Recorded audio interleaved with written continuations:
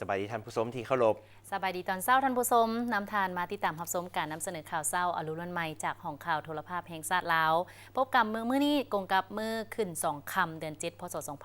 2568กงกับมื้อวันพุธวันที่28พฤษภาคม2025เจ้าและนำเสนอข่าวเศร้าอรุณวันใหม่โดยข้าพเจ้าสุทธิเกียรติทวีสุขพร้อมด้วยอนุรักษ์วีระวงศ์สบายดีอนุรักษ์สบายดีตอนเศร้าไอสุติเกียรติเจ้าเป็นอะไรในช่วงนี้บางมื้อแดดบางมื้อฝนได้อาทิตย์นี้รู้สึกว่าฝนติดต่อกันเกือบทุกมื้อเลยเจ้าแต่ว่าก็สะดวกหน่อยนึงว่าตกกลางคืน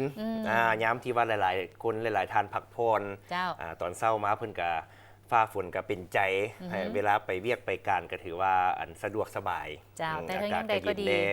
ทั้งยังใดก็ดีก็แม่นเฝ้าระวังเรื่องของพยาธิไข้ยุงลายเนาะที่มาพร้อมกับฤดูฝนรวมไปถึงการถากถางระบายห้องน้ำต่างๆเนาะเพราะว่าฝนตกติดต่อกันยาวนานคันหาว่าฮอดชั่วโมงขึ้นไปแล้วบางบ่อนี่น้ำไหลบ่ทันย้อนว่าขี้เหงื่อขี้ฝุ่นสิ่งเศษเหลือต่างๆไปอัดตันท่อน้ำก็เฮ็ดให้เกิดน้ำท่วมได้กระทันหันเจ้าพร้อมเดียวกันนั้นระยะย้ำฝนนี้หลายๆท่านก็อาจจะนอนแซบแดสิ่งที่พวกเขาต้องมีความระมัดระวังก็คือปรากฏการณ์หยอดท่อในสังคมเพราะว่าจะเป็นขี้รักงัดแงะที่อาศัยในช่วงเวลากลางคืนหรือว่าค่อนสีแจ้งโดยเฉพาะเวลาฝนตกนี่หลายๆท่านก็นอนแซบคิดว่าโอ้เสียงฝนห้วยฮัมนี่ก็เป็นเสียงเพลงกล่อมแต่ว่าในช่วงระยะนั้นก็คือพวกขี้รักเนาะหรือว่าโดยเฉพาะก็คือคนให้มักจะออกสวยโอกาสใช้เวลาในตอนนั้นเป็นการสร้างปรากฏการณ์หย่อท่อในสังคมให้เกิดขึ้นฉะนั้นจงมีสติระมัดระวังตัวน้ำกันท่านผู้ชมที่เคารพในเช้ามื้อนี้พวกเขาทำอีกนี้จะมาติดตามที่ข่าวท่านนายกรัฐมนตรีลาวเวียดนามและกัมพูชาได้พบปะปรึกษาหารือการพัวพันหัวมือ3ฝ่ายในโอกาสเข้าร่วมกองประชุมสุดยอดอาเซียนครั้งที่46ที่กัวลาลัมเปอร์ประเทศมาเลเซียในตอนเช้าของวันที่26พฤษภาคม2025ที่กัวลาลัมเปอร์มาเลเซียท่านสอนไซศรีพันดอนนายกรัฐมนตรีแห่งสาธารณรัฐประชาธิปไตยประชาชนลาวได้เข้าร่วมรับประทานอาหารเช้าแบบเฮ็ดเวียกร่วมกับท่านฟาร์มมิงจิงนายกรัฐมนตรีแห่งสาธารณรัฐสังคมนิยมเวียดนามและสมเด็จฮุนมาเนตนายกรัฐมนตรีแห่งราชอาณาจักรกัมพูชาตามการเชื้อเชิญของฝ่ายเวียดนามในโอกาสเดินทางเข้าร่วมกองประชุมสุดยอดอาเซียนครั้งที่46และบรรดากองประชุมสุดยอดอื่นๆที่เกี่ยวข้องในโอกาสนี้ท่านสอนไซศรีพันดอนได้แสดงความปิติยินดีที่ได้มีโอกาสพบปะ3ฝ่ายกับท่านนายกจาก2ประเทศอีกครั้งและตีราคาสูงต่อกลไกการพบปะ3ฝ่ายระหว่างลาวเวียดนามกัมพูชาในโอกาสเดินทางเข้าร่วมกองประชุมต่างๆอยู่ภาคพื้นและสากลซึ่งเป็นการแสดงให้เห็นถึงมูลเสื้อความสามัคคีหักแพงและการช่วยเหลือซึ่งกันและกันที่มีมาแต่ดนนานระหว่างลาวเวียดนามและกัมพูชาพร้อมนี้3นายกรัฐมนตรีได้ตีราคาสูงต่อผลของกองประชุมสุดยอดผู้นำ3พรรคก็คือผลการพบปะ3นายกรัฐมนตรีลาวเวียดนามกัมพูชาที่สาธารณรัฐสังคมนิยมเวียดนามในท้ายเดือนกุมภาพันธ์2025ที่ผ่านมา3ฝ่ายได้ปรึกษาหารือและเห็นดีสุกยู่การร่วมมือระหว่าง3ประเทศทางด้านการเมืองป้องกันชาติป้องกันความสงบเศรษฐกิจพลังงานและขงเขตอื่นๆโดยเฉพาะการสุกยู่การเชื่อมโยงพื้นฐานเศรษฐกิจการเชื่อมโยงด้านการท่องเที่ยวระหว่าง3ประเทศการแก้ไขปัญหาชายแดนที่ยังคงค้างและอื่นๆนอกนี้ยังได้แลกเปลี่ยนคำคิดคำเห็นเกี่ยวกับสภาพการพ้นดินในภาคพื้นและสากลที่มีความสนใจร่วมกันจำนวนหนึ่งท่านผู้ชมในตอนท้าย3นายกรัฐมนตรีเห็นดีให้3ประเทศสืบต่อร่วมกันในการเพิ่มพูนคุณสร้างสายพัวพันมิตรภาพและการร่วมมือระหว่าง3ชาติให้สืบต่อแตกดอกออกผลยิ่งขึ้นพร้อมทั้งอวยพรให้การร่วมมือและมิตรภาพระหว่าง3ประเทศที่มีมูลเสื้ออันดีงามมาแต่บูหานาการจงสืบต่อได้รับการเสริมขยายอย่างบ่หยุดยั้งเพื่อนำผลประโยชน์ตัวจริงมาสู่ประชาชน3ชาติลาวเวียดนามกัมพูชาท่านนายกรัฐมนตรีแห่งสาธารณรัฐประชาธิปไตยประชาชนลาวสืบต่อเข้าร่วมกองประชุมสุดยอดที่เกี่ยวข้องในวาระเข้าร่วมกองประชุมสุดยอดอาเซียนครั้งที่46ที่กัวลาลัมเปอร์ประเทศมาเลเซียในวันที่27พฤษภาคม2025ท่านสอนไซศรีพันดอนนายกรัฐมนตรีแห่งสาธารณรัฐประชาธิปไตยประชาชนลาวได้สืบต่อนำพาคณะผู้แทนเข้าร่วมกองประชุมสุดยอดอาเซียนสภาการร่วมมือเขตอ่าวอาเซียน GCC ครั้งที่2และกองประชุมสุดยอดอาเซียนสภาการร่วมมือเขตอ่าวและจีนอาเซียน GCC China ในกองประชุมสุดยอดอาเซียนสภาการร่วมมือเขตอ่าวอาเซียน GCC ครั้งที่ 2 บรรดาผู้นำอาเซียนและประเทศสมาชิก GCC บาห์เรน กูเวต โอมาน กาตาร์ อาระบีซาอุดิและเอมิรัตส์อาหรับได้ตีราคาสูงต่อการพัวพันร่วมมืออาเซียน GCC ตลอดระยะผ่านมา โดยเฉพาะแม้นได้แสดงความยินดีต่อผลสำเร็จของกองประชุมสุดยอดอาเซียน GCC ครั้งทำอิฐที่ได้จัดขึ้นในปี 2023 ที่นครหลวงริยาดราชอาณาจักรอาระบีซาอุดิและกองประชุมอาเซียน GCC ว่าด้วยเศรษฐกิจและการลงทุนที่ได้จัดขึ้นในปี 2024 ราชอาณาจักรอาระบีซาอุดิกองประชุมครั้งนี้ได้แสดงให้เห็นถึงความหมายมั่นของสองฝ่ายในการหัดแนนและเสริมขยายมากพ้นของการพัวพันร่วมมืออาเซียน GCC ให้ก้าวเข้าสู่ลวงลึกโดยการเพิ่มทวีการร่วมมือทางด้านเศรษฐกิจรวมถึงการเชื่อมโยงเชื่อมจอดการหัดแคบความแตกโดนโดยการพัฒนาทรัพยากรมนุษย์การท่องเที่ยวและการไปมาหาสู่ระหว่างประชาชนกองประชุมได้สุกยุการร่วมมือในแขนงการอื่นๆเป็นต้นแม่นการพัฒนาแบบยืนยงตัวเมืองอัศริยะและคงเขตอื่นๆที่สองฝ่ายมีท่าแหงและมีความสนใจร่วมกันในตอนบ่ายของวันเดียวกันท่านนายกรัฐมนตรีสอนไซศรีพันดรได้นำพาคณะผู้แทนเข้าร่วมกองประชุมสุดยอดอาเซียน GCC จีนกองประชุม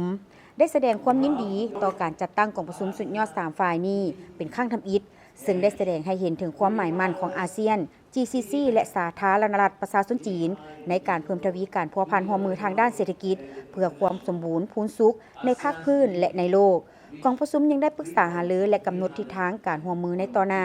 เป็นต้นแม่นการเพิ่มทวีการร่วมมือทางด้านการค้าและการลงทุนการเชื่อมโยงเชื่อมจอดพื้นฐานโครงลางความมั่นคงทางด้านพลังงานการพัฒนาแบบยืนยงการหันเปลี่ยนด้านดิจิทัลการไปมาหาสู่ระหว่างประชาชนและบรรดาคงเขตการร่วมมือที่3ฝ่ายมีท่าแหงและมีความสนใจร่วมกัน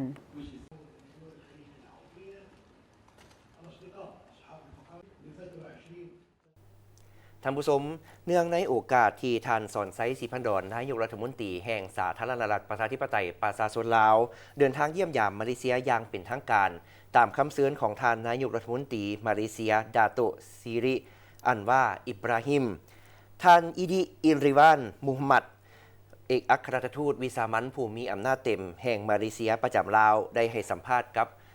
นักข่าวภาษาต่างประเทศของโทรภาพแห่งชาติลาวว่า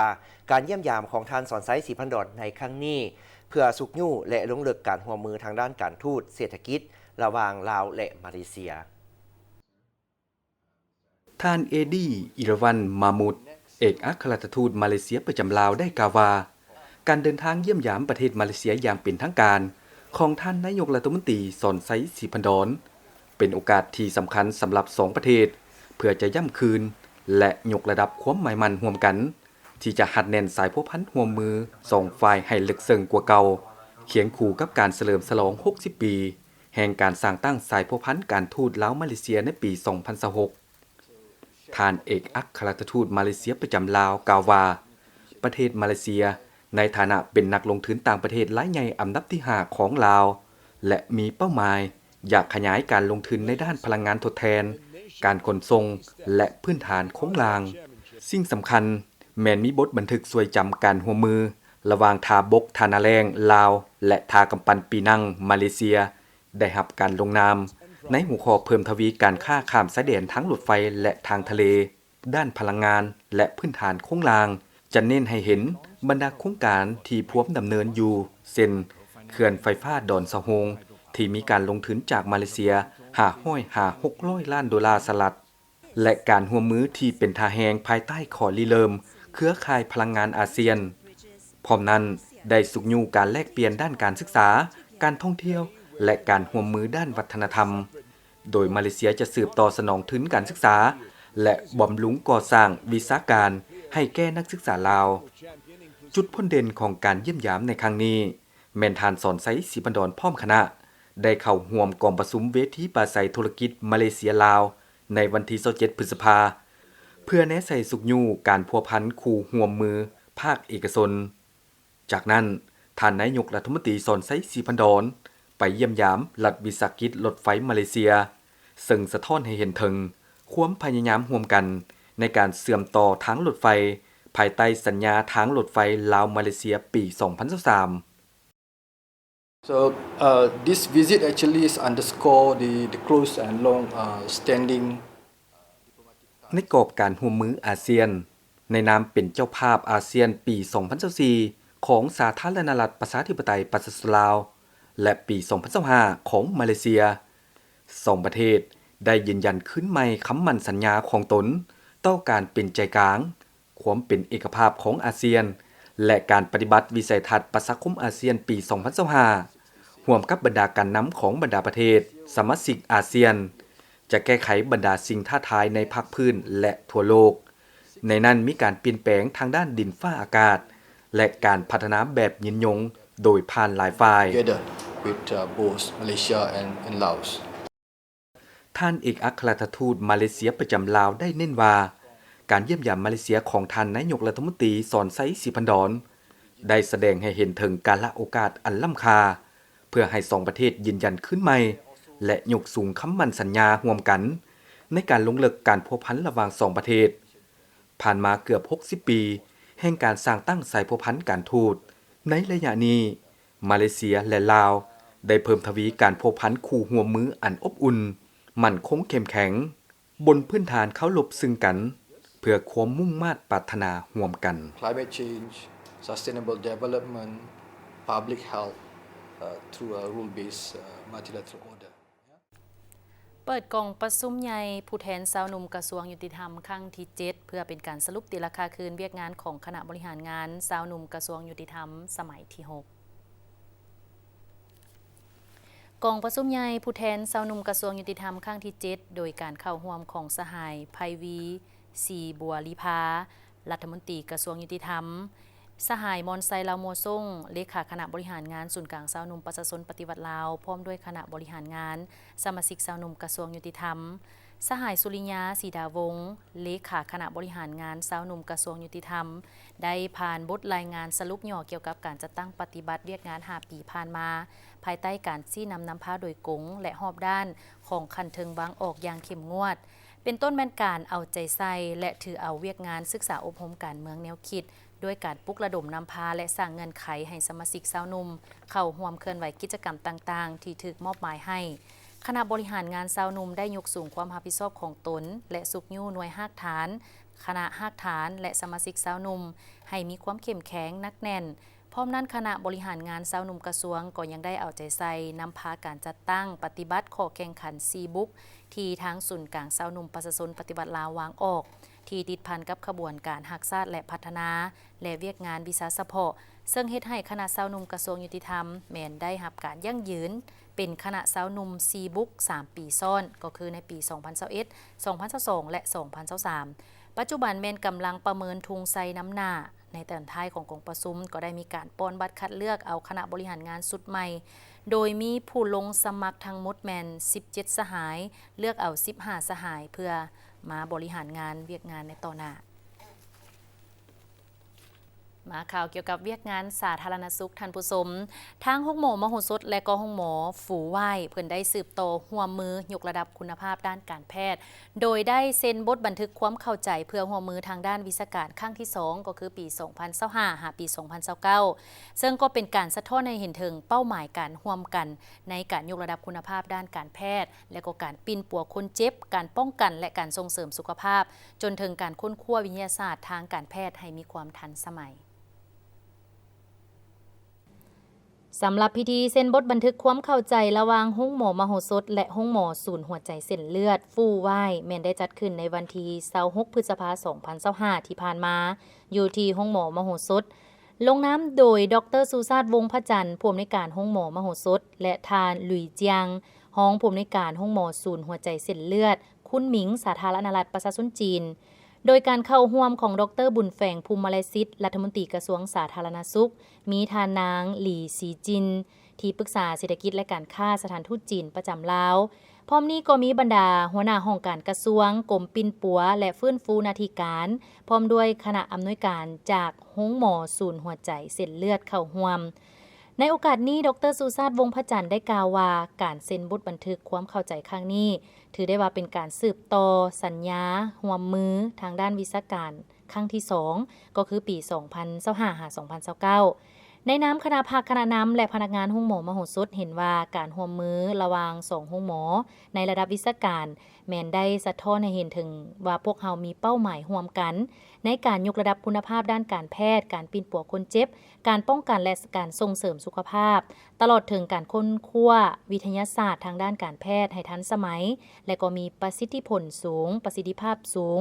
โดยเฉพาะในขอบเขตเวียกงานการผ่าตัดและการส่วนหัวใจในเด็กที่มีปัญหาพยาธิหัวใจพิการแต่กำเนิดซึ่งถือได้ว่าเป็นการร่วมมือด้านวิชาการที่มีความหมายสำคัญเป็นอย่างยิ่งและเป็นประโยชน์สูงสุดให้แก่คนเจ็บและพ่อแม่ประชาชนบรรดาเผ่า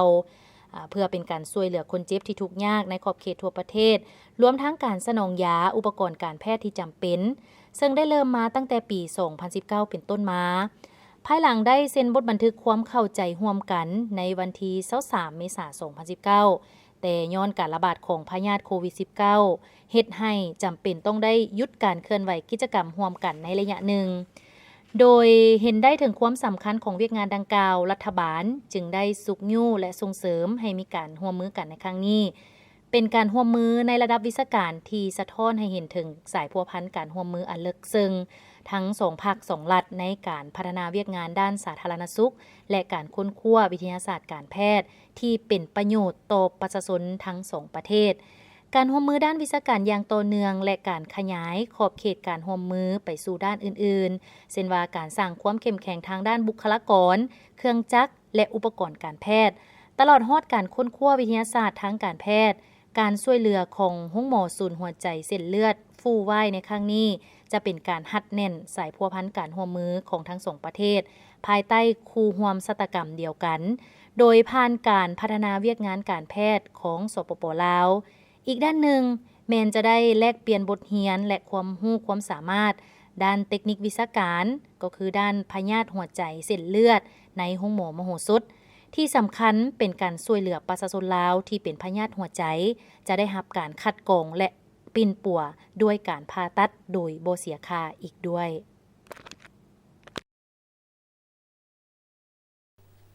กระทรวงศึกษาธิการและกีฬาได้ร่วมกับสถานเอกอัครราชทูตออสเตรเลียประจำลาว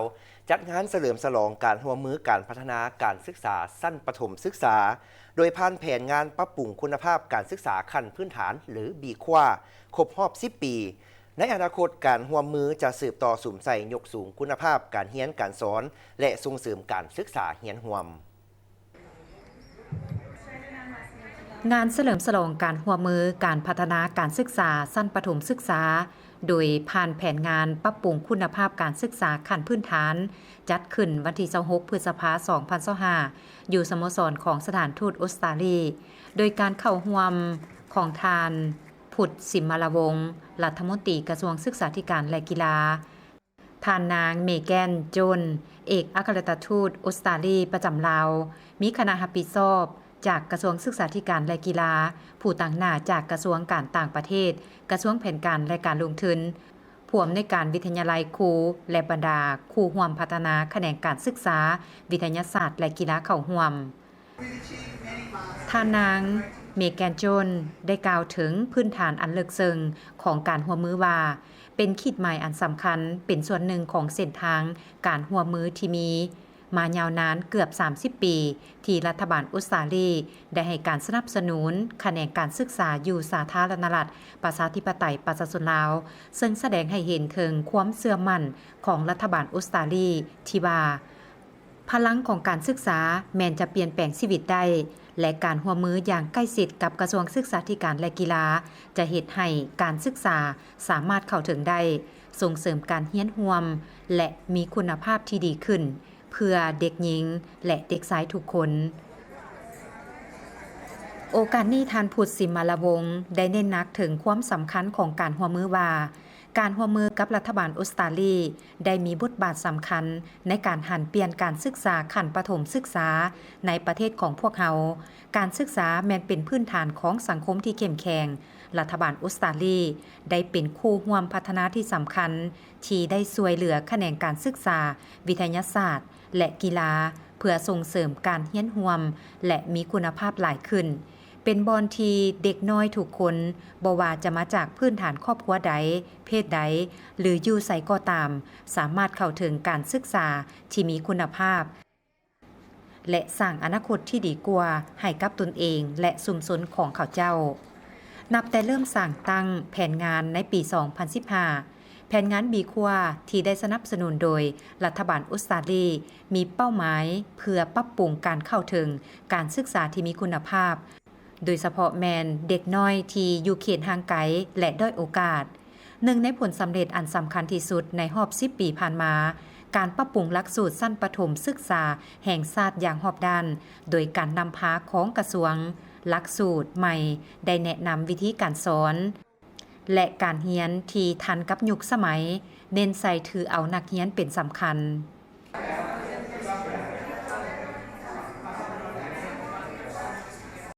ข่าวต่อไปนี้จะมาแสดงความยินดีกับบัณฑิตก็คือนักเรียนที่ว่าจบขั้นต่างๆตั้งแต่ขั้นอนุบาลจนถึงระดับปริญญาตรีของโรงเรียนเกียรติศักดิ์นานาชาติซึ่ง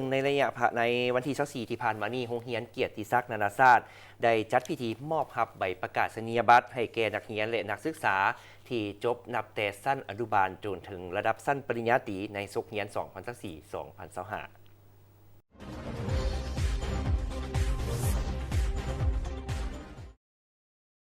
วันที่24พฤษภาคม 2025 ที่หอประชุมแห่งชาติโรงเรียนเกียรติศักดิ์นานาชาติได้จัดพิธีมอบรับใบประกาศนียบัตรให้แก่นักเรียนและนักศึกษาระดับชั้นอนุบาลศึกษาสายสามัญศึกษาและปริญญาตรีศุกร์เรียน 2024-2025 โดยการเป็นเกียรติร่วมของท่านเจริญเนียเปาเฮอรองประธานสภาแห่งชาติท่านสยเดชทรงมีไซรองหัวหน้ากรมสามัญศึกษากระทรวงศึกษาธิการและกีฬาปริญญาเอกจันทร์สง่าพลเสนาผู้อำนวยการโรงเรียนเกียรติศักดิ์นานาชาติพร้อมครูอาจารย์ผู้ปกครองและน้องๆนักเรียนเข้าร่วมโรงเรียนเกียรติศักดิ์นานาชาติเป็นโรงเรียนภาคเอกชนดำเนินการเรียนการสอนตามโครงการหลักสูตรของกระทรวงศึกษาธิการและกีฬาวางออกโดยเวชงานการศึกษาได้มีการขยายตัวทั้งทางด้านปริมาณและคุณภาพการศึกษาได้รับการพัฒนาตาม3ลักษณะ5หลักมูลของการศึกษาและ3ข้อแข่งขันของกระทรวงศึกษาพัฒนาครูอาจารย์พนักงานและน้องนักเรียนให้มีทัศนะคุณสมบัติศีลธรรมปฏิบัติหักความก้าวหน้าและพัฒนาทางด้านสติปัญญาครบด้านไปเคียงคู่กับการเรียนการสอนทางด้านทฤษฎียังได้จัดกิจกรรมเคลื่อนไหวลงภาคปฏิบัติตัวจริงเงื่อนไขนับตั้งแต่อนุบาลศึกษาสายสามัญศึกษาและปริญญาตรีเช่นลงภาคปฏิบัติตัวจริงเกี่ยวกับการเรียนกิจกรรมต่างๆศิลปะกีฬาเพื่อให้นักเรียนได้ศึกษาหาความรู้อันทำอิฐก็แม่นคือเพื่อเฉลิมฉลองวันเด็กน้อยสากลเนาะและอันที่2ก็แม่นเพื่อสรุปปีเรียนเนาะแล้วก็มอบใบประกาศนียบัตรให้นักเรียนที่จบชั้นหลักสูตรนานาชาติภาคภาษาอังกฤษของพวกเขานี้เนาะแต่ชั้นอนุบาลประถมมัธยมแล้วก็มีปริญญาตรีเนาะควบใบประกาศของอันน้องนักเรียนที่จบจากวิทยาลัยของพวกเขาถือว่าผลการศึกษานี้ประสบผลสำเร็จตามคาดของที่พวกเขาคาดคะเนไว้เป็นแผนประจำศุกร์เรียน 2024-2025 เนาะเพราะว่าเวียกที่พ้นเด่นของพวกเขานอกจากเป็นทางด้านวิชาการแล้วยังมีเวียกของเวียกงานนอกหลักสูตรเนาะกีฬาศิลปะนอกหันก็ยังเป็นการปลูกจิตสำนึกให้นักเรียนในการช่วยเหลือสังคมหันพวกเขาก็มีเรื่องการบริจาค1เลยแม่นแรงบันดาลใจมาจากพ่อแม่เพราะว่าเพิ่นได้เสียเหือแห้งเสียเงินเสียเวลาเสียทุกอย่างเพื่อให้เฮามีอนาคตที่ดีก็คือเฮาก็ได้แรงบันดาลใจมาจากเพิ่นอยากเรียนให้เก่งอยากเป็นคนดีอยากดูมันภาคเพียรเพราะว่าก็อยากให้เพิ่นภาคภูมิใจ2ก็เลยแม่นเป็นครูอาจารย์ที่ว่าได้เสียเหือแห้งทุ่มเททุกอย่างเพื่อเฮาให้เป็นคนเก่งด้วยการที่มีเพิ่นอยู่เคียงข้างเฮาตลอดระยะการเวลาที่ทำเรียนมาแต่น้อยเฮาก็มีแรงบันดาลใจในการพัฒนาตัวเองไปด้วยแบบสม่ำเสมอมันเป็นสถาบันการศึกษาที่ดีเพราะว่าทางโรงเรียนจะมีทั้งการซิดสอนเป็นบทเรียนแบบมีหลายวิชาแล้วก็ยังมีการซิดสอนแบบนอกห้องเรียนให้ เฮ็ดกิจกรรมหลายๆอย่างก็คือตัวน้องเองเป็นประธานนักเรียนของสมาคมนักเรียนของเรียนเกียรติศักดิ์ก็คือจะได้เข้าร่วมกิจกรรมหลายๆอย่างเช่นการจัดงานวันครูก็จะมีหลายๆกิจกรรมให้เด็กๆได้มาร่วมงานด้วยกันแล้วก็จะสร้างประสบการณ์สร้างหลายๆอย่างให้นักเรียนแล้วก็สภาพแวดล้อมหมู่เพื่อนครูอาจารย์ทุกคนก็มอบสิ่งดีๆให้กับตัวเฮาเองเบิดซึ่งเฮาก็แนะนำให้ทุกคนเข้ามาลองเรียนรู้เข้ามาร่วมเข้ามาหาประสบการณ์นํกันเข้าไปสร้างอนาคตที่ดีนํกันสำหรับซกเฮียน 2024-2025 โรงเรียนเกียรติศักดิ์นานาชาติมีนักเรียนสำเร็จการศึกษาระดับอนุบาลศึกษาสายสามัญศึกษาและปริญญาตรีทั้งหมด185คนในนี้มีชั้นอนุบาล25คนชั้นประถมศึกษา75คนชั้นมัธยมตอนปลาย83คนและระดับปริญญาตรี2คนได้มีการมอบเหรียญไซแห่งความจงรักภักดีให้แก่นักเรียนและใบเกียรติคุณให้แก่ผู้ปกครองที่ได้ให้ความไว้เนื้อเชื่อใจส่งลูกหลานของตนมาหามเรียนอยู่โรงเรียนเกียรติศักดิ์นานาชาตินับตั้งแต่ชั้นอนุบาลจนถึงชั้นจบมัธยมสมบูรณ์ในงานยังมีการชมการแสดงดนตรีพื้นเมืองดนตรีสากลฟ้อนและร้องเพลง Actually with Kirtisak we as parents we didn't have much to ข้าพเจ้าขอขอบใจคณะบริหารและครูอาจารย์ที่ได้สิทธิสอนลูกของข้าพเจ้าจนจบทั้ง3คนด้วยคุณภาพในระยะที่ข้าพเจ้าเฮ็ดธุรกิจอยู่ประเทศลาวก่อนหน้านี้ครอบครัวพวกเขาได้วางแผนอยู่นี่ประมาณ 2-3 ปีแต่ย้อนมีความเชื่อมั่นและเห็นว่าลูกเรียนจบแล้วพวกเขาจะสามารถเส่งเอาทุนไปเรียนต่อระดับวิทยาลัยได้อย่างมีประสิทธิผลครอบครัวจึงได้ดำรงชีวิตอยู่ประเทศลาวจนฮอด21ปีเพื่อให้ลูกทั้ง3ได้ศึกษาที่โรงเรียนแห่งนี้สิ่งสำคัญแม่นลูกชายของข้าพเจ้าสามารถสอบเสิ่งได้ในระดับ A ซึ่งเป็นความภาคภูมิใจเป็นอย่างยิ่งให้แก่ครอบครัวของข้าพเจ้า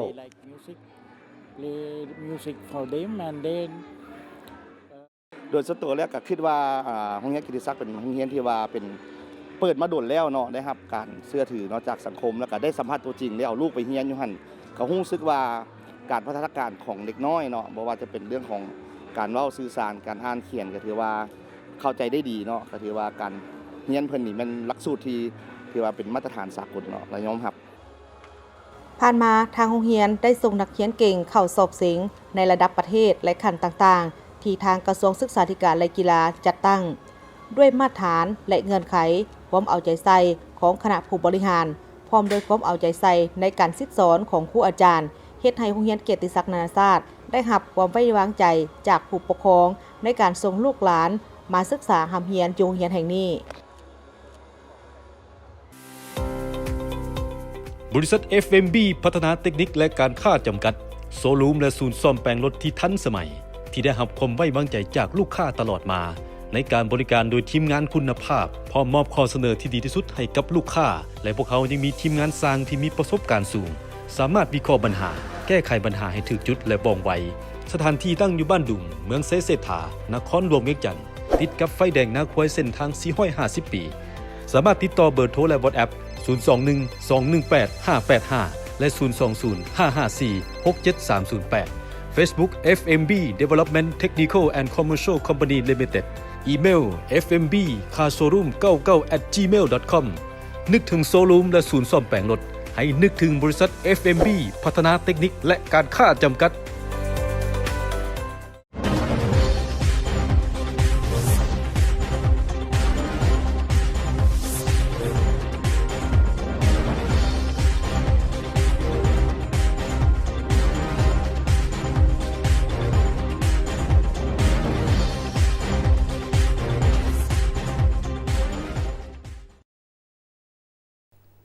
ท่านผู้ชมที่เคารพสาธารณรัฐประชาธิปไตยประชาชนลาวได้รับสิทธิพิเศษในการส่งเสริมการค้าเอิ้นมาเป็นกสิกรรมเนาะเข้าเอรบได้ง่ายขึ้น ชาวเกษตรกรและผู้ส่งออกกาแฟ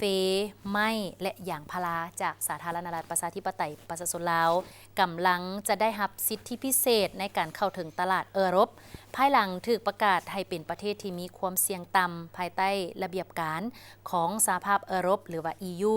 ว่าด้วยสินค้าที่ปราศจากการทำลายป่าไม้และการเสื่อมโทรมของป่าไม้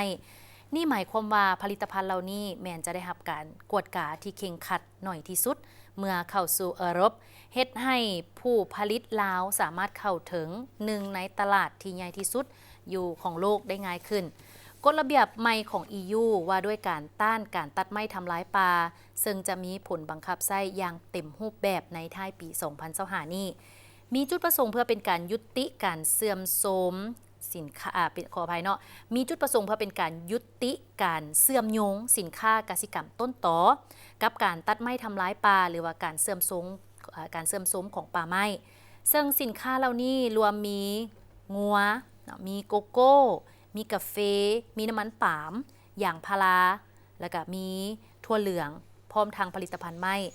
ซึ่งสอดคล้องกับกฎระเบียบผลิตภัณฑ์ทั้งหมดแม่นต้องสามารถติดตามแหล่งที่มาได้และต้องบ่ได้มาจากดินที่ถูกบุกเบิกหลังวันที่ 31 ธันวาคม 2020ท่านเอกอัครราชทูตสหภาพยุโรปประจำลาวก็คือท่านมาร์คการ์เนอร์ท่านได้กล่าวว่าการตัดสินใจครั้งนี้สะท้อนถึงความพยายามของลาวในการปกป้องป่าไม้ของตนนี่ถือว่าเป็นข่าวดีสำหรับคนลาวก็คือประเทศลาวสำหรับผู้ผลิตลาวที่ส่งกาแฟก็คือส่งออกกาแฟไม้หรือว่าอย่างพาราไปยุโรปการนำเข้าจากลาวจะได้รับการกวดการะดับการปฏิบัติที่ต่ำที่สุดในโลกนี่แม่นการรับรู้ถึงความพยายามที่ลาวได้เฮ็ดเพื่อต่อสู้กับการตัดไม้ทำลายป่าท่านยังได้กล่าวเติมอีกว่าเนาะท่านมาร์คการาเฮอร์เพิ่นได้กล่าวเติมอีกว่าหวังว่า EU หรือว่าสหภาพยุโรปจะเริ่มเจรจาในไวๆนี้เกี่ยวกับการเป็นคู่หัวมือด้านป่าไม้ระหว่างลาว EU เพื่อเป็นการสนับสนุนกสิกรรมแบบยืนยงและก็ปกป้องตองโซอุปทานที่อิงใส่ป่าไม้กฎระเบียบของ EU ว่าด้วยการต้านการตัดไม้ทำลายป่าซึ่งก็เป็นบาทก้าวที่สำคัญในความพยายามในทั่วโลกเพื่อต่อสู้กับการตัดไม้ทำลายป่าและก็การเสื่อมโทรมของป่าไม้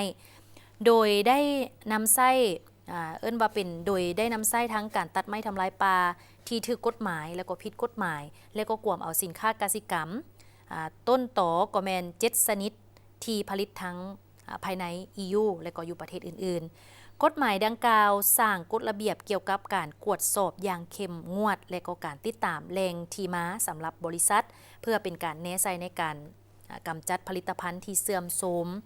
กับการตัดไม้ทำลายป่าออกจากตรงสู่อุปทานท่านผู้ชมที่เคารพดังที่พวกเราได้เว้ากันในเบื้องต้นว่าในระยะนี้ก็ถือว่าก้าวเข้าสู่ฤดูฝนอย่างเป็นทางการแล้วอนุรักษ์ฉะนั้นในพยาธิที่อนุรักษ์ได้กล่าวไปเบื้องต้นนั้นก็คือที่มานำฤดูฝนก็คือพยาธิไข้ยุงลายฉะนั้นในหลายๆท้องถิ่นหลายๆเขตแขวงโดยเฉพาะก็เป็นบรรดาบ้านในขอบเขตตัวประเทศเพิ่นก็ได้มีการจัดขบวนการเพื่อทำลายแหล่งเพาะพันธุ์ของหนอนน้ำยุงลายฉะนั้นในข่าวต่อไปนี้พวกเราจะมาเบิ่งทางเมืองแก่นเท่าของแขวงไซยบุรีได้มีการเปิดขบวนการอนามัยเพื่อป้องกันพยาธิไข้ยุงลายทางเมืองแก่นเท่าแขวงไซยบุรีได้มีการจัดพิธีเปิดขบวนการอนามัยเพื่อป้องกันพยาธิไข้ยุงลายขึ้นในท้ายอาทิตย์ที่ผ่านมานี้อยู่หอประชุมของบ้านนาบอนโดยการเข้าร่วมของท่านบุญยังพันธวงศ์ของเจ้าเมืองแก่นเท่าในพิธีดังกล่าวท่านสรพงษ์จันโทหัวหน้าองค์การสาธารณสุขเมืองก็ได้รายงานการจัดตั้งปฏิบัติเรียกงานและการควบคุมพยาธิระบาดประจำปี 2024 และที่ทั้งแผนการประจำปี 2025 จากนั้นท่านรองเจ้าเมืองแก่นเท่าก็ได้กล่าวเปิดขบวนการอนามัยในครั้งนี้ว่าพยาธิระบาดตามฤดูกาลนี้เป็นพยาธิที่อันตรายให้แหงต่อสุขภาพและชีวิตของคนเฮาหลายพอสมควรการเปิดกระบวนการอนามัยเพื่อป้องกันพยาธิไข้ยุงลายในครั้งนี้แม้นมีความหมายความสำคัญอย่างยิ่งต่อกับการเฮ็ดสุขอนามัยการส่งเสริมรักษาสุขภาพของประชาชนบรรดาเผ่าอยู่ภายในเมืองพร้อมกันนั้นบรรดาคณะกรรมการรักษาสุขภาพขันเมืองในบ้านพ่อแม่ประชาชนภายในบ้านจะได้พร้อมกันอนามัยรวมขอบเขตความรับผิดชอบของตน พร้อมเดียวกันนั้นทานก็ยังได้เรียกร้องมายังบรรดาคณะกรรมการรักษาสุขภาพขันเมืองในบ้านพ่อแม่ประชาชนจงสุมสติปัญญาและเสื่อสู่ความรับผิดชอบของตนเข้าในการต้านพยาธิไข้เลือดออกด้วยการปฏิบัติตามหลักการ5 ป.ที่ทางกระทรวงสาธารณสุขวางออกทางแขวงสัญบุรีเพิ่นได้เริ่มแล้วเนาะกิจกรรมในการปลุกระดมพ่อแม่ประชาชนเอาใจใส่เฝ้าระวังหรือว่ากำจัดแหล่งที่มาของยุงลายซึ่งก็ให้เกิดพยาธิไข้ยุงลายเพราะว่าหนอนน้ำยุงลายนี่มันจะกลายเป็นยุงซึ่งก็จะนำมาเสื้อไข่ยุงไข่เลือดออกหรือว่าไข่มาเรียเนาะที่มาติดให้คนในครอบครัวคนหนึ่งแล้วคนอื่นๆก็มีความเสี่ยงเพราะว่ายุงตัวนั้นมันจะอยู่ในเหือนเลยเนาะถือเสื้ออยู่กัดกัดคนหนึ่งก่อนแล้วเอาเสื้อไข่ยุงอีกคนหนึ่งไปแผ่ใส่อันนี้ก็เป็นพยาธิที่ห้ายแหงถ้าว่าเขาถือเบาโบไปพบแพทย์พบหมอหรือว่าซื้อยุกยากินเองซึ่งก็มีความเสี่ยงร้ายเนาะเพื่อไปฮอดมือหมอบางเทื่อนี่ก็เลือดออกคันหุนแหงแล้วสิ่งที่โบอยากได้ยินก็คือการเสียชีวิตย้อนพยาธิไข้ยุงลายเพราะว่าไข้ยุงลายนี่มันโบมียาที่จะปิ่นปัวให้หายขาดเพียงแต่การดื่มน้ำหลายๆเพื่อจะขับออกมาทางน้ำเหี่ยวหรือว่าปัสสาวะนั่นเองเนาะเป็นห่วงเป็นใยเกี่ยวกับเวียกงานสุขภาพในขอบเขตทั่วประเทศเลยบ่ว่าจะเป็นนครหลวงเวียงจันทน์หรือว่าเขตพื้นที่ใดที่ว่าซุมซนมีห้องน้ำเปื้อนมีน้ำขังอย่างตินรถกระโปะกระป๋องต่างๆนี้ต้องได้หีบทำลายต้องถากถางให้มันโบหกโบเหือมันจึงจะโบมียุงลายแล้วก็โบมีไข่ยุงลายเป็นห่วงเป็นใยทุกๆทานเกี่ยวกับเวียกงานสุขภาพไปต่อเวียกงานเกี่ยวกับกสิกรรมเนาะไปกสิกรรมทางแขวงหลวงพระบางท่านผู้ชมได้มีการซุกยู่ส่งเสริมประชาชนปลูกข้าวนาแซงอยู่ทางแขวงหลวงพระบางในปีนี้เนาะสำหรับปีนี้แม่นลื่นแผนการ2.21 ส่วนห้อยในปี 2025 มีเนื้อที่ปักดำแมน 1,889 เฮกตาร์ลื่นแผนการ2.21 ส่วนห้อยเนาะท่านผู้ชม 2.21 ส่วนห้อยลื่นแผนการทั้งทานบุญมีสวัสดิ์หัวหน้าแผนกกสิกรรมและป่าไม้ของแขวงหลวงพระบางเพิ่นให้สัมภาษณ์ว่าเคียงคู่กับการซุกยู่ส่งเสริมการปลูกพืชเสบียงอาหารประเภทพืชพักและพืชธาตุแป้งโดยสุ่มไซทางเมืองภูคูนเมืองนานเมืองเสียงเงินนครหลวงพระบางและก็ยังมีเมืองจอมเพชรเมืองปากอู่และก็เมืองน้ำบากแมนได้ทั้งหมด 5,848 เฮกตาร์ซึ่งคิดเป็นส่วนห้อยก็แมนเท่ากับ97 ส่วนห้อยของแผนการแมนแผนการก็คือ 6,001 เฮกตาร์ผลผลิตแมนได้อยู่ที่ 49,208 ต้นซึ่งก็ลื่นแผนการแมน 6.07 ส่วนห้อยแผนการแมน 46,392 ต้นอันที่พ้นเด่นแมนกันซุกยู่ส่งเสริมประชาชนปลูกผักเทียมอยู่ทางเมืองนานเป็นจำนวน16บ้านซึ่งมี591ครอบครัวมีเนื้อที่แมน122.54 เฮกตาร์ซึ่งก็ได้ผลผลิตหลายกว่า612 ต้นจะตั้งกลุ่มผลิตและสนองปัจจัยการผลิตพืชพักให้ประชาชนบ้านนาซาวและก็บ้านหนองแฮวเส้นวาน้ำบาดาลโดยใช้ระบบไฟฟ้าโซลาร์เซลล์หรือพลังงานแสงอาทิตย์บ้านละ2จุดมีผู้ที่ได้รับผลประโยชน์ทั้งหมดแมน42ครอบครัวมีเนื้อที่ทำการผลิตพืชพักแมน45เฮกตาร์พร้อมทั้งได้สนองแนวพันธุ์พืชผักต่างๆให้แก่ประชาชนสามารถสั่งรายรับให้กับกลุ่มผลิตของประชาชนได้ทั้งหมดแมน776 ล้านกีบได้มีการซุกยู่ส่งเสริมประชาชนปลูกพืชอุตสาหกรรมเป็นสินค้าโดยสุ่มใส่ทางเมืองนานเมืองเซียงเงินนครหลวงพระบางเมืองจอมเพชรเมืองปากอู่และก็เมืองน้ำบากในเนื้อที่ปลูกทั้งหมดแมน 1,337 เฮกตาร์ซึ่งเท่ากับ 80.38 ส่วนห้อยของแผนการซึ่งแผนการแมนตั้งไว้อยู่ที่ 1,663 เฮกตาร์ผลผลิตแมน 4,542 ต้นเท่ากับ 79.56 ส่วนห้อยของแผนการในแผนการแมน 5,708 กว่าต้นนะอันที่พ้นเด่นแมนได้ส่งเสริมประชาชนปลูกมักถั่วดินอยู่ทางเมืองนานมี21บ้านจำนวน586ครอบครัวมีเนื้อที่ปลูกแมน182เฮกตาร์ผลผลิตแมน464ต้นสามารถสร้างรายรับให้กับประชาชนได้10ตื้อ200 ล้านกว่ากีบตลอดระยะ6เดือนต้นปีผ่านมาแมนสามารถส่งออกสินค้ากสิกรรมและป่าไม้รวมมูลค่าทั้งหมดแมน779ตื้อกว่ากีบซึ่งเท่ากับ35 ล้านดอลลาร์สหรัฐ ในนั้นสินค้ามีมูลค่า612ตื้อกว่ากีบเท่ากับ27ล้านกว่าดอลลาร์สหรัฐประเภทสินค้าไม่แปรรูปมูลค่า18ตื้อกว่ากีบประเภทเครื่องเปล่าของดงแมนมูลค่า26ตื้อกว่ากีบและประเภทสัตว์เลี้ยงทั้งหมดแมน29,254 โตมูลค่าแมน122ตื้อกว่ากีบท่านผู้ชมไปเบิ่งข่าวจากทางท้องถิ่นทับอีนี้ไปติดตามเบิ่งทีกองประชุมเผยแพร่สัญญาโครงการสำรวจแห่บกซิดและแห่คำในเนื้อที่199กิโลเมตรอยู่เขตเมืองดักจึงเมืองละมามของแขวงเสกองและเมืองซานไซของแขวงอัตตปือในที่ประชุมบรรดาผู้เข้าร่วมได้รับฟังการรายงานเนื้อในสำคัญสัญญาโครงการสำรวจแห่บกซิดและแห่คำในเนื้อที่199กิโลเมตรอยู่เขตเมืองดักจึงเมืองละมามแขวงเสกองและเมืองซานไซแขวงอัตตปือของบริษัทกลุ่มดวงเจริญพัฒนาก่อสร้างจำกัดผู้เดียวแม้นได้เซ็นสัญญากับรัฐบาลลาวในวันที่25เมษายน2025ผ่านมาซึ่งจุดประสงค์ของการเผยแพร่สัญญาก็เพื่อเฮ็ดให้อำนาจการปกครองท้องถิ่นและประชาชนบ่อนโครงการตั้งอยู่มีความเข้าใจต่อโครงการเพื่อเสริมสร้างความร่วมมือของอำนาจการปกครองท้องถิ่นและประชาชนบ่อนโครงการตั้งอยู่เข้าในโครงการตามขอบเขตสิทธิและพระบทบาทของตนเพื่อสร้างความเข้มแข็งทางด้านขอดการประสานงานซึ่งกันและกันเพื่อเฮ็ดให้บริษัทดำเนินโครงการของตนมีความถูกต้องตามระเบียบการสัญญาขั้นตอนและแผนการที่กำหนดไว้บริษัทกลุ่มดวงเจริญพัฒนาก่อสร้างจำกัดผู้เดียวจะประสานสมทบกับแขนงการเกี่ยวข้องดำเนินการสำรวจในเขตสัมปทานในระยะเวลา3ปี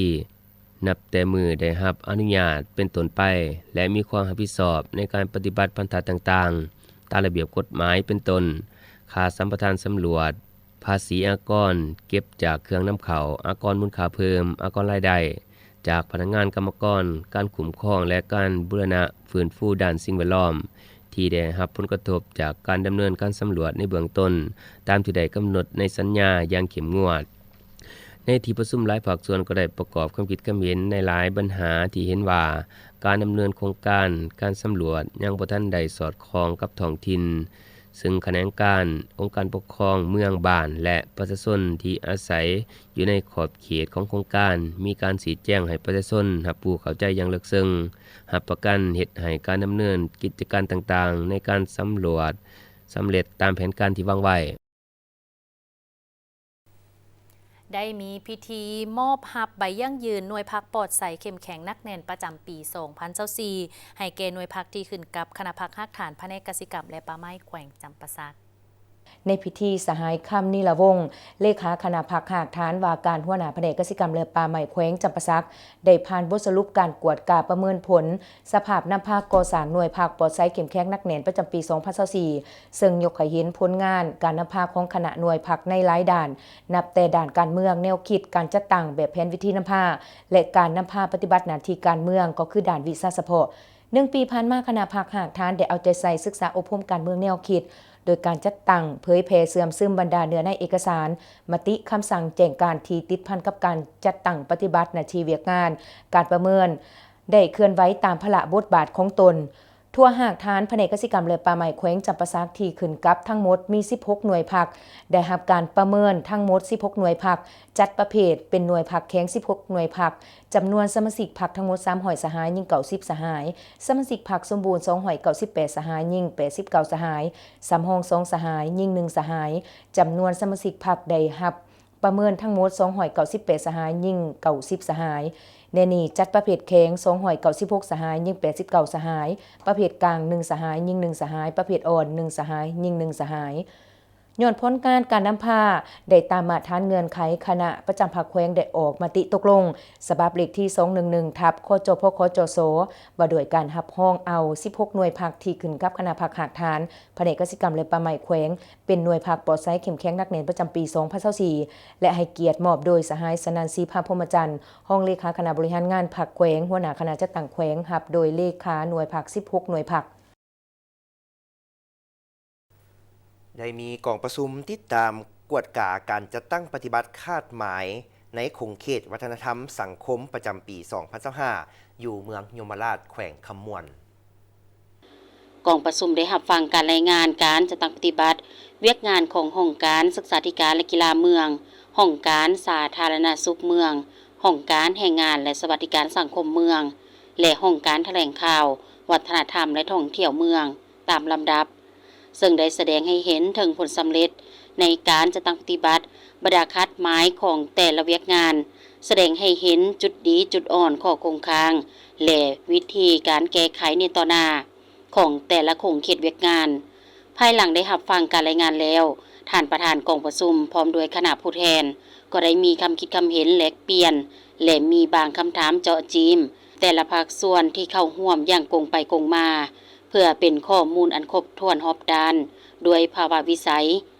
ในตอนท้ายประธานกองประชุมได้มีคำเห็นและกล่าวแสดงความยอชมเชยต่อผลสำเร็จในการจะตั้งปฏิบัติบรรดาคัดหมายของแต่ละโครงเขตเวียกงาน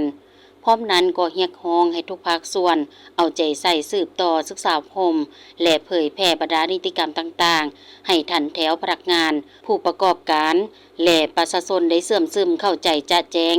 กำแน่นต่อแนวทางนโยบายของพรรคและเบียบกฎหมายของรัฐบรรดานิติกรรมต่างๆอย่างเลิกเซิง